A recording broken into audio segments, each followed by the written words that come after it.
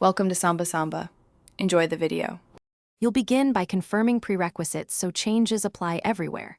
First, make sure you're signed into the Apple ID on the device and two-factor authentication is active.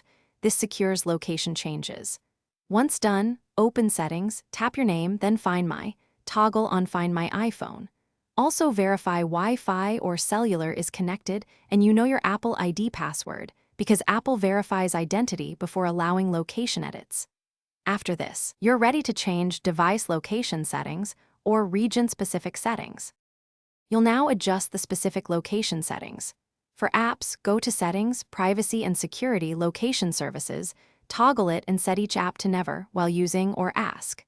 For Apple ID region, open Settings, tap your name, Media and Purchases, View Account, then Country/Region, select the new country and follow the prompts. You'll be asked for a billing address and valid payment method for that country. Enter accurate details so purchases and services align correctly. Make sure to review subscriptions before switching regions. Finish by restarting your device so iCloud and system services fully synchronize the new settings. If the location or region didn't update, sign out of your Apple ID, restart the device, and sign back in. This forces a fresh sync and often resolves stubborn cache or authentication issues. Also confirm any active subscriptions or an incompatible payment method are addressed, because those can prevent region changes.